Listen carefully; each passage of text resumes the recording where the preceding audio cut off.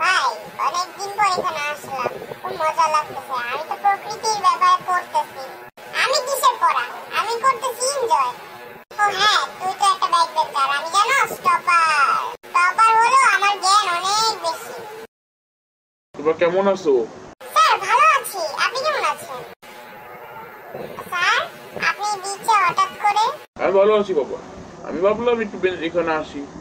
Sir এই পাগলটা বলতেছে ও নাকি এখন অনেক জিনিয়াস, আমার চেয়ে বেশি। একটা ব্যাক বেঞ্চার হয় নাকি টপারের চেয়ে ভালো? হ্যাঁ, বুদ্ধিমান। স্যার আমাকে চ্যালেঞ্জ করেন না, আমি অনেক বুদ্ধিমান। ঠিক আছে, আমি একটা টেস্টিং করে নিই।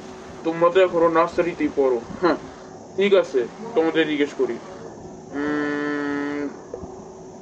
তুমি ব্যাক বেঞ্চার, বলো 20 × 20 কত হয়?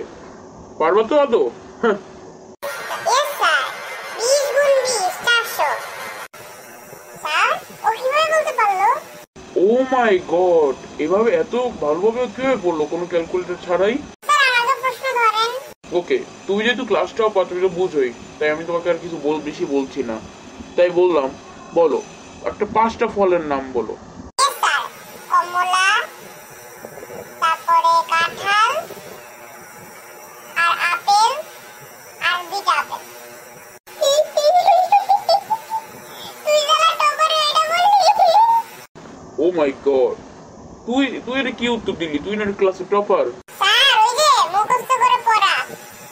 আর ওর মাথায় বুদ্ধি নাই, ও টপার হইলো, ওর মাথায় বুদ্ধি নাই। আর আমার ব্যাক বেঞ্চার হয়ে আমার মাথায় বুদ্ধি আছে, বুঝছেন স্যার? এই জন্য ব্যাক বেঞ্চার আর টপারকে কখনো আলাদা কইরেন না। আচ্ছা বাবা, আমি গেলাম।